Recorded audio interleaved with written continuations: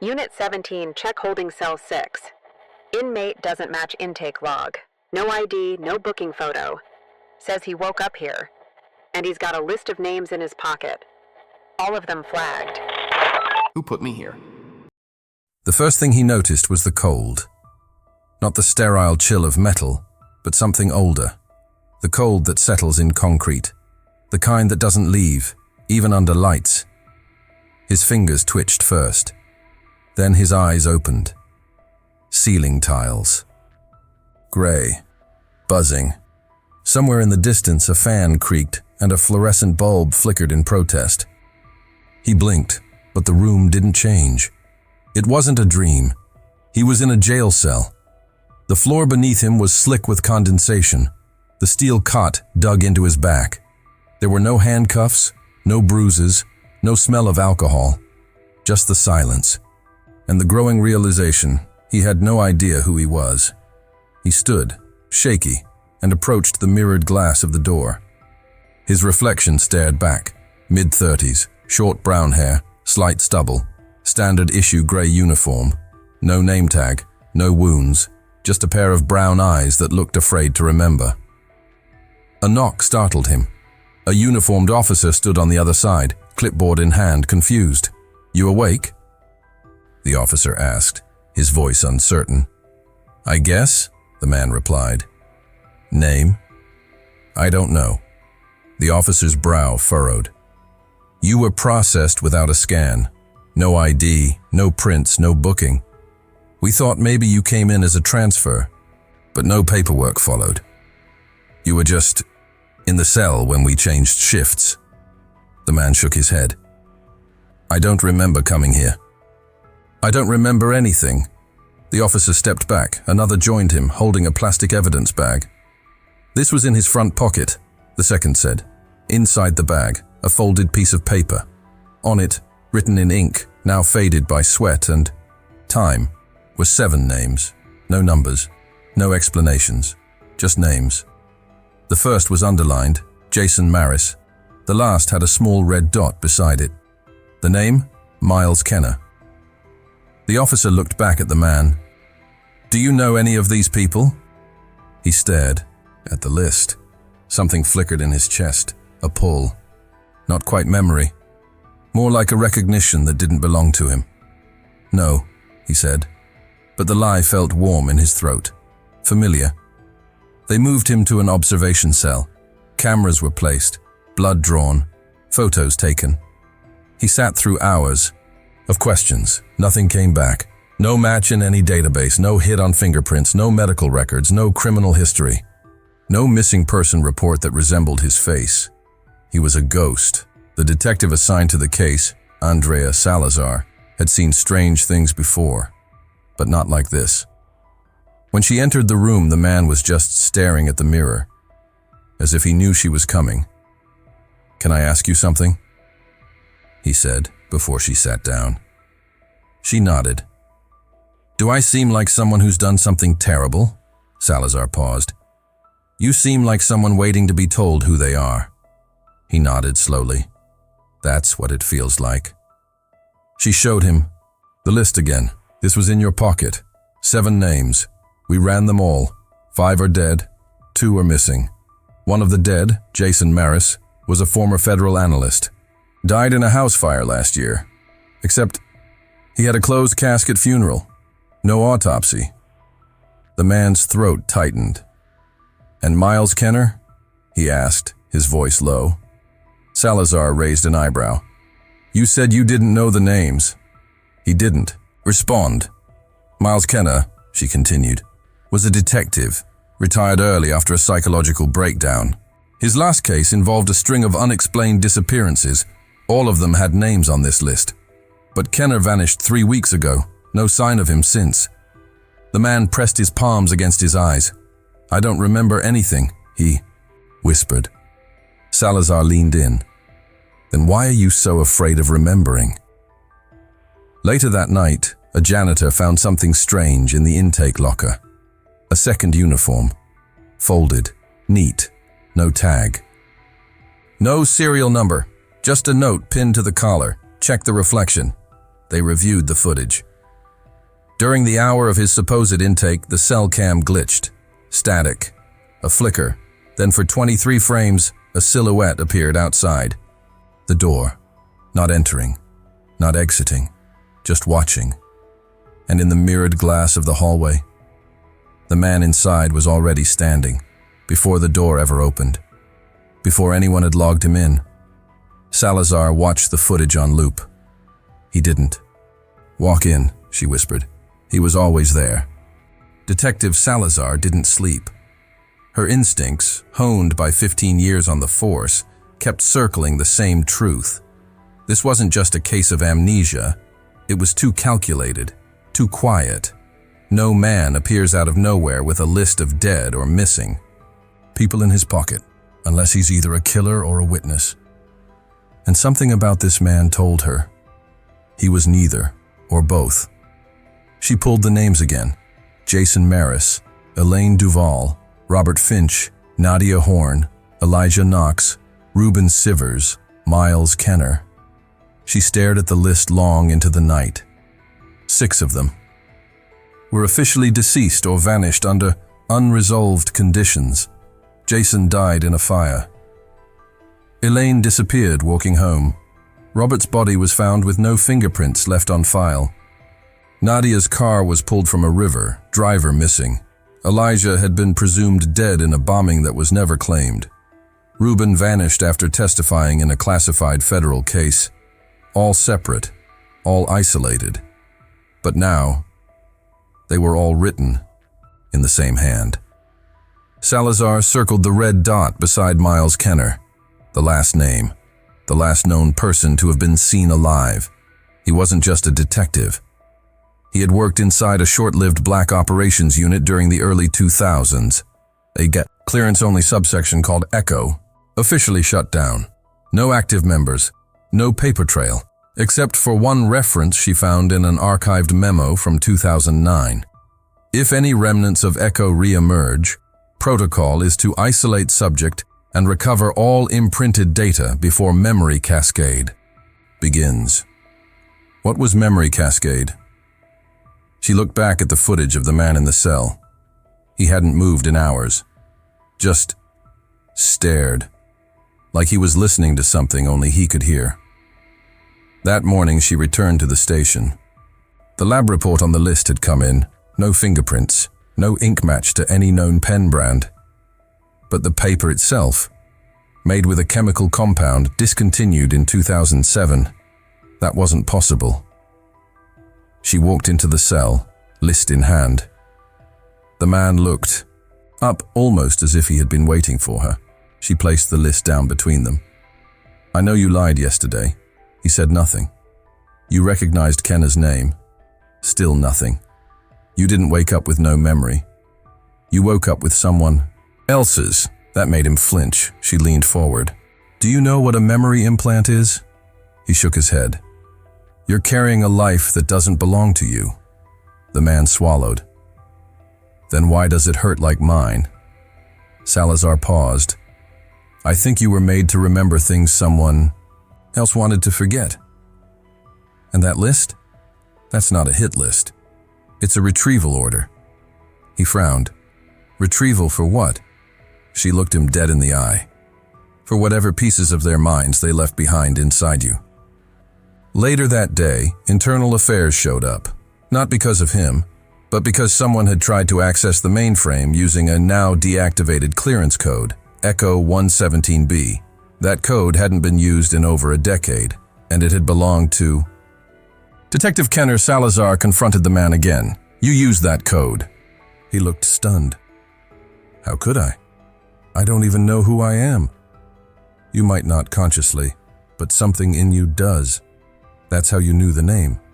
That's why Kenner's listed last." He stood now, pacing. His breathing grew shallow. "I see things when I close my eyes. A hallway, 4 doors, a white room with no shadows. I'm sitting across from someone, a woman. She's asking me questions. I don't answer, but I know what she wants. I know she's not real. Can you remember her name?" He blinked. "Beatrice." Salazar froze. Beatrice Wynne was the original lead psychiatrist for the Echo Project until she disappeared during a routine assessment trip in 2011. Her case had gone cold. The last known location, a research compound beneath an old correctional facility, now defunct. It was called the Inversion Wing. That night, the surveillance system caught something strange. At 3:03 a.m., the hallway camera leading to the man's cell flickered again. But this time, it didn't glitch. It looped, replaying the same 18-second sequence 4 times. And when reviewed frame by frame, a figure appeared, standing behind the man. Same build, same face, but with one difference. He was wearing a badge, and in the mirrored reflection of the cell, there were 2 shadows. Only one man sat on the cot, but both shadows moved. The footage was undeniable. 2 shadows in a room with one man. Salazar watched the loop again and again, her gut tightening each time the shape behind the man moved independently. A subtle shift, a breath that wasn't his, a blink in a face that never turned. She isolated the frames and enhanced the reflection. The second figure wore a badge, yes, but it was her badge. Same serial, same placement. Even the crack she'd taped 2 weeks ago on the lower corner. But she had never been in that cell at that hour. Someone, or something, was mirroring her presence. She pulled all the logs from the last 48 hours. In one file, someone had accessed the internal video archives using her credentials. Time-stamped 3:01 a.m., the same time the loop started. She hadn't been in the system. She was at home, asleep, alone, unless she hadn't been. She rubbed her eyes, trying to keep the fragments from slipping. A creeping fear started to take root. Not about him, but about herself. Was she still certain who she was? The man, still without a name, was transferred to an isolated floor while tech cleared the surveillance systems. But he wasn't confused anymore. He was changing. His posture had stiffened. His eyes stayed sharp. He no longer asked, "Who am I?" but instead whispered things like, "She used to call me by another name," or, "There were more of us once. I can feel them." Salazar entered the room. He looked at her before she spoke. "Your name is Miles," he said. She froze. "Miles." "Kenner?" she whispered. He nodded. "Or at least, I carry what he left behind." "You think you're him?" "No," he replied. "I think I'm the echo of what they took from him." Salazar sat. "I found something," she said. Reference to the Inversion Wing. "You mentioned a woman named Beatrice. She ran memory degradation trials down there. If they used you, or him, you might have fragments from more than one mind." He tapped the glass in front of him, slowly, methodically. "They didn't just put memories into me. They layered them. Stacked. Conflicted. There's bleed. I can hear things, see things that didn't happen, but I know they did." "What are you seeing now?" He looked up. "Someone standing behind you." She turned. "Empty." He continued. "They're wearing your coat, but it's torn.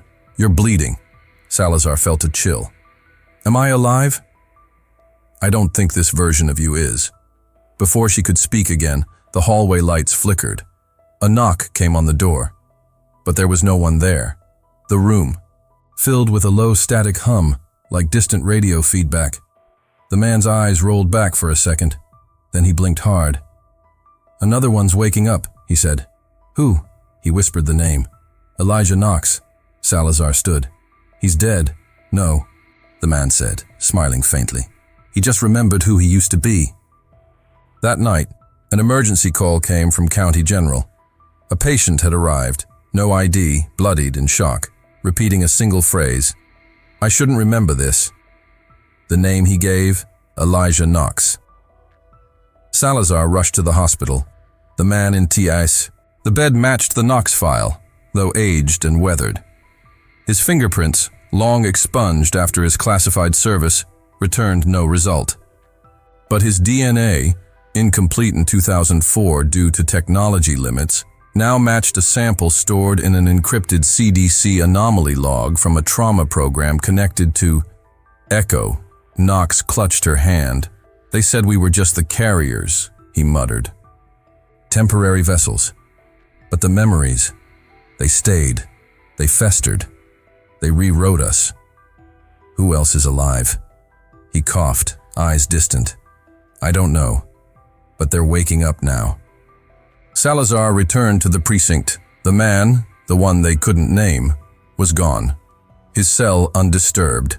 Footage corrupted. Only one file remained, a single still image from a security camera outside her office. The timestamp, 4:17 a.m. The man was standing at the end of the hallway, wearing her badge, holding the list. And beside him, a mirror, but no reflection. Salazar didn't sleep. She sat in her car outside the precinct, engine off, hands trembling around a lukewarm cup of coffee that she never sipped. The camera still flashed in her mind. The man, standing at the end of that hallway, holding her badge, holding the list. No reflection. It wasn't fear she felt. It was recognition. Somewhere inside her, something cracked. She'd seen that image before. Years ago, in a file buried so deep in internal archives that even senior command pretended it didn't exist. It was a memory she hadn't thought about in over a decade, or maybe one that had been pushed down. She drove to the old facility. The inversion wing wasn't just shut down.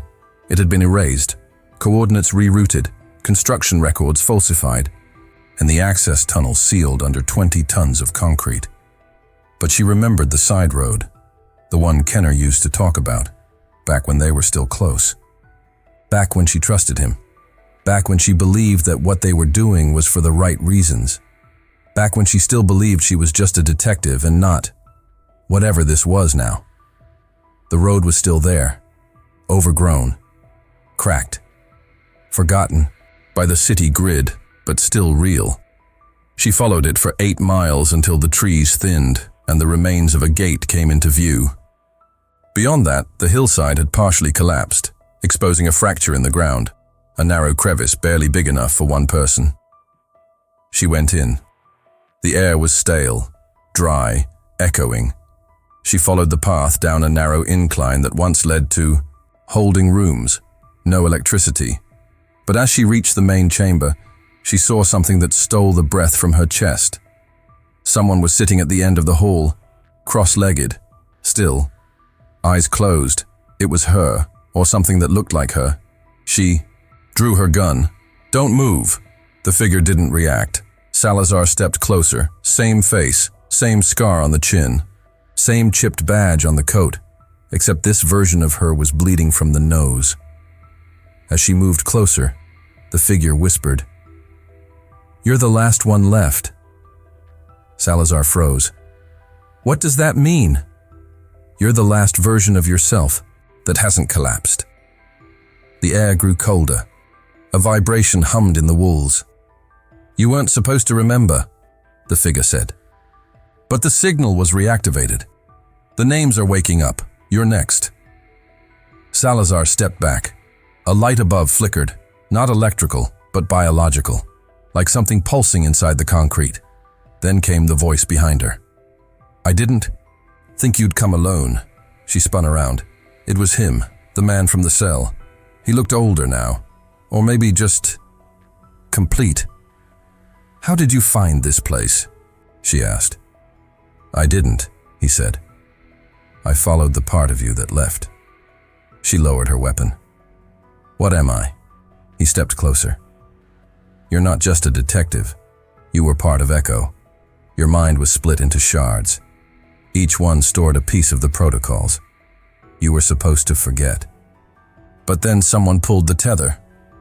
"The tether?" He handed her a device, a small transceiver blinking red.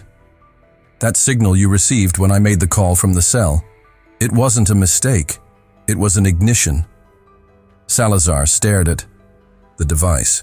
"Who activated it?" He pointed at the reflection. The woman still sitting behind her. "She did." Salazar turned.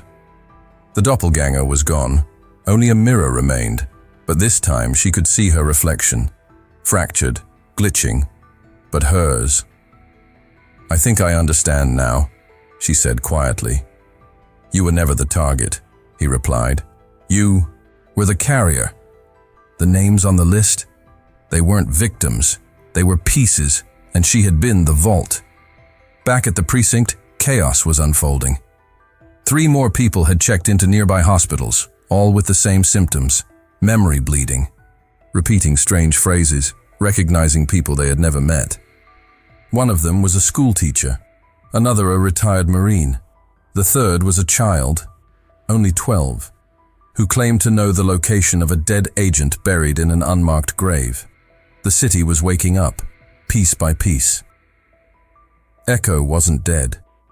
It was dormant, and the signal had brought it all back. Salazar returned to her apartment that night. She sat at her kitchen table, staring at a folder she had kept hidden for years.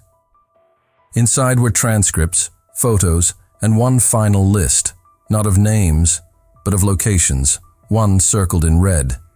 She opened a drawer and pulled out an old security badge. It still scanned. She stared at her reflection in the glass of the microwave. It didn't blink. Salazar stood at the edge of the perimeter fence where the last marked location pointed. An abandoned comms tower deep in the wet hills near Clearwater Ridge. The place hadn't broadcast anything in 20 years, not legally, but something pulsed here now. Not sound, not light, but a pressure in the air that felt like standing under a thunderstorm waiting to break. She parked the car and stepped out into the cold wind. In her coat pocket, the transceiver blinked steady red, sinking to something buried beneath the soil. This was the origin. Or maybe the end. She walked past the rusted gate, flashlight scanning through overgrown cables and signs warning of radiation. The door to the control bunker was unlocked. Dust layered every surface, but footprints broke the pattern. Someone had been here recently, or had never left. She moved down the corridor until she reached a chamber lined with obsolete equipment and shattered monitors. On the far wall was a panel marked Echo Node 7, Operational Memory Core. Someone had scratched through the word core and carved the word grave in its place. She reached for the terminal. It blinked awake, dim green light bathing her face. A prompt appeared. "Would you like to recover the last active memory set?" Her finger hovered, then clicked. The screen shifted. It played footage, surveillance, not from her point of view, but of her. Different times, different places, different lives. In one, she was working a case in Boston. In another, undercover at a corporate biotech firm. A third showed her in military gear, desert winds ripping through her hair, screaming orders at soldiers whose names she didn't recognize, but whose eyes looked back at her as if she were family. In each video, she was her, but not. Different scars, different voices, all versions, all echo-trained, all embedded, all erased. The screen displayed a final prompt. Memory stitch ready. Reintegrate YN. She hesitated. Reintegration could mean collapse, but it could also mean the end of the distortion. An answer to the questions that had torn her reality apart since the man arrived in that cell with no name and a list in his pocket. She clicked, yes, pain. A flash like an electrical storm through her skull, every nerve firing in reverse. She collapsed to the floor, gasping as images, sounds, emotions slammed into her like waves. She remembered everything, not just the operations, the aliases, the assignments. She remembered the experiment. She was not a single agent. She was the prototype for memory transference, a human vessel meant to hold multiple lived experiences simultaneously, to process and extract strategic behavioral data from other people's lives. And the names? They weren't enemies. They were people whose minds had been partially mapped onto her. People Echo had used, then discarded. and now they were waking up. Fragments, echoes of their lives, bleeding back into themselves. But unstable, disoriented. And she was the bridge. The one with all their pain embedded in her synapses. The one who was never supposed to find them again. But she had, and now they were finding her. A voice came through the bunker speakers. Not recorded. Live.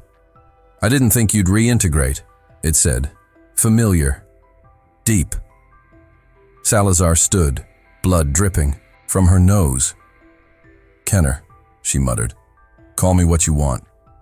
I'm the one who buried the tether, Salazar. But you always had a way of digging up what was meant to stay dead. She looked toward the wall. A camera blinked. What was the plan? She shouted. Let them all collapse? Let me go insane? You were stable, he said. We thought you could handle it. You did that for years, until the protocol leaked, until he made the call. The man in the cell? He wasn't one of the donors. He was a mirror, a test for what would happen when an echo became self-aware. Then what happens now? She asked. The silence was cold. You decide, he said. Either we wipe it all, again, or you let them all remember. But if you do, they'll come for you, because you're the only one who still holds the whole truth. The speaker cut off. She walked outside. The signal was gone. The storm had passed, but something inside her had changed. She pulled out the list again. The names shimmered faintly, and now she could match each one to a memory, a voice, a pain, a love, a death. They were real, and they deserved to know. 2 weeks later, a series of encrypted files was leaked to the press, a list of experiments under a program labeled ECHO. Thousands of people began questioning forgotten periods of their lives. Therapy lines exploded. Former agents went into hiding. Others, like Elijah Knox, resurfaced with warnings. Salazar disappeared. Some say she was taken. Others say she was killed. But a few, those who truly remember, believe she became something else. A ghost in the system, a voice in the dark, a whisper behind the mirror.